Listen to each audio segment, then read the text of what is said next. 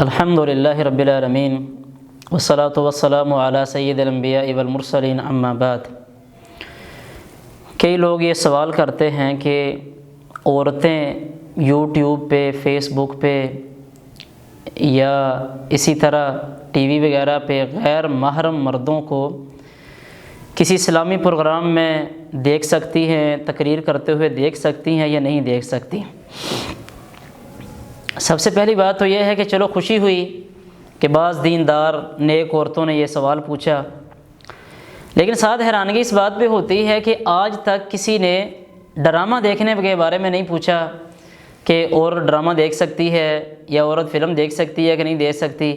تو بہرحال چلیں، جو ڈرامے اور فلمیں دیکھتی ہیں اللہ تعالیٰ ان کو سمجھ عطا فرمائے، اور جو اس قدر اللہ تعالیٰ کا ان کے دل میں خوف ہے کہ وہ یوٹیوب کے اوپر کوئی اسلامی پروگرام دیکھتے ہوئے بھی ڈرتی ہیں کہ اللہ تعالیٰ نے ہمیں نظریں نیچی رکھنے کا حکم دیا ہے، تو اس کے بارے میں وضاحت یہ کرنا چاہوں گا۔ اللہ تعالیٰ نے قرآن مجید میں سورہ نور کی آیت نمبر 30 میں مومنوں کو حکم دیا کہ اپنی نظریں نیچی رکھیں، اپنی شرمگاہوں کی حفاظت کریں۔ آیت نمبر 31 میں اللہ تعالیٰ نے مومنات کو حکم دیا کہ مومنات بھی اپنی نظریں نیچی رکھیں اور اپنی شرمگاہوں کی حفاظت کریں۔ لیکن یہاں ایک بات سمجھنے والی یہ ہے کہ جتنی سختی مردوں کے اوپر ہے کہ وہ عورتوں کو نہ دیکھیں، اتنی سختی عورتوں کے اوپر مردوں کو دیکھنے کے بارے میں نہیں ہے۔ اسی لیے دیکھیں، عورتوں کو حکم دیا گیا ہے کہ وہ پردہ کریں کہ تاکہ مرد ان کو نہ دیکھ سکیں، لیکن مردوں کو پردے کا حکم نہیں دیا گیا کہ عورتیں ان کو نہ دیکھ سکیں۔ پھر صحیح بخاری میں حدیث آتی ہے، عائشہ رضی اللہ تعالیٰ عنہ فرماتی ہیں کہ مسجد میں حبشہ کے لوگ برچھیوں کے ساتھ کھیلا کرتے تھے، اپنی جہاد کی تیاری کیا کرتے تھے، اور فرماتی ہیں میں اللہ کے رسول صلی اللہ علیہ وسلم کے پیچھے کھڑے ہو کے ان کو دیکھا کرتی تھی، اور کہتی ہیں حتیٰ کہ میں اتنا دیکھا کرتی تھی کہ میں ہی اکتا جاتی تھی، اور میری عمر بھی چھوٹی تھی، اور کہتی ہیں پھر میں اللہ کے رسول علیہ الصلوۃ والسلام کو میں کہتی تھی، جب میں اکتاتی تھی پھر اللہ کے نبی علیہ الصلوۃ والسلام مجھے لے کے واپس آ جایا کرتے تھے۔ عائشہ رضی اللہ تعالیٰ عنہ کا حبشہ کے لوگوں کو اس طرح جہاد کی تیاری کرتے ہوئے یا برچھیوں کے ساتھ کھیلتے ہوئے دیکھنا اس بات کی دلیل ہے کہ اگر عورت کو فتنے کا خطرہ نہیں، یا اگر عورت کی نظر وہ خراب نہیں، شہوت والی نظر نہیں، تو عورت مردوں کو دیکھ سکتی ہے۔ اسی طرح صحیح مسلم میں کئی مقامات کے اوپر امام مسلم رحمۃ اللہ علیہ نے اس حدیث کو نقل کیا کہ فاطمہ بنت قیس رضی اللہ تعالی عنہا کو نبی کریم صلی اللہ علیہ وسلم نے ابن ام مکتوم رضی اللہ تعالی عنہا کے گھر میں عدت گزارنے کا حکم دیا۔ ابن ام مکتوم یہ نبینہ صحابی رسول تھے، اور اللہ کے رسول علیہ الصلوۃ والسلام نے فرمایا کہ اس کے گھر میں تو اپنے کپڑے بھی اتار سکتی ہے، تبدیل بھی کر سکتی ہے، یہ نبینہ ہے، تجھے اس کے گھر کے اندر مسئلہ نہیں بنے گا۔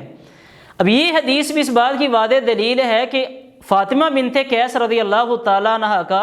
ابن ام مکتوم رضی اللہ تعالیٰ عنہ کے گھر میں عدت گزارنا کہ عورت کے اوپر وہ سختی نہیں کہ جو مردوں کے اوپر ہے۔ یہاں ایک اور بات سمجھیں، ایک روایت ہے امام ابو داؤد رحمۃ اللہ علیہ کی سنن میں، اور اس کے علاوہ بھی کئی کتابوں میں، کہ ام سلمہ رضی اللہ تعالیٰ عنہ اور میمونہ رضی اللہ تعالیٰ عنہ نبی کریم علیہ الصلوۃ والسلام کے پاس موجود تھی، تو ابن ام مکتوم آئے ہیں، تو اللہ کے نبی علیہ الصلوۃ والسلام نے ان دونوں کو کہا کہ آپ پردہ کر لو۔ انہوں نے کہا اللہ کے نبی یہ تو نابینا ہے۔ اللہ کے رسول علیہ الصلوۃ والسلام نے فرمایا کہ یہ نابینا ہے، اس کو نظر نہیں آتا، تو کیا تم بھی نابینا ہو، تمہیں بھی کیا نظر نہیں آتا؟ یہاں ایک بات سمجھے سب سے پہلے کہ یہ والی روایت ضعیف نہیں ہے، بلکہ وہ والی روایت حسن درجے کی ہے۔ اس روایت میں ایک راوی نبہان مولا ام سلمہ ہے، جس کو بعض لوگوں نے مجہول قرار دیا ہے۔ حافظ ابن حجر رحمۃ اللہ علیہ نے اپنی تقریب میں اس کو مقبول قرار دیا ہے۔ یہ راوی صحیح اور راجح قول کے مطابق صدوق اور حسن الحدیث ہے، اور اس کی وجہ یہ ہے کہ امام ذہبی رحمۃ اللہ علیہ نے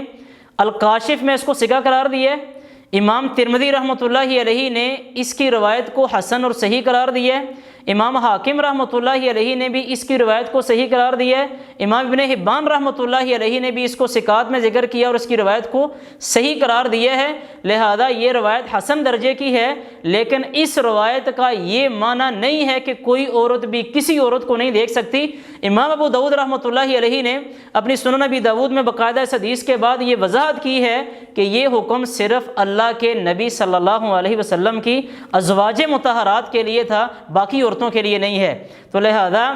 نبی کریم علیہ الصلوۃ والسلام کی ازواج مطہرات کے لیے یہ حکم تھا کہ وہ مردوں کو نہ دیکھیں۔ ہاں کسی اسلامی نقطہ نظر سے کوئی اسلام کا معاملہ تو پھر دیکھ سکتی ہیں، جیسے کہ عائشہ رضی اللہ تعالی عنہا کا معاملہ تھا۔ تو لہذا جو باقی عورتیں ہیں ان کے لیے یہ حکم نہیں ہے۔ لہذا یوٹیوب پہ، فیس بک پہ یا میڈیا پہ اگر کسی عالم کی تقریر جاری ہے تو وہ عورتیں اس کو دیکھ سکتی ہیں، ان کے دیکھنے کے اندر قطعاً کوئی حرج ہے اور مسئلہ نہیں ہے۔ اللہ تعالی ہمیں سمجھنے کی اور عمل کرنے کی توفیق عطا فرمائے۔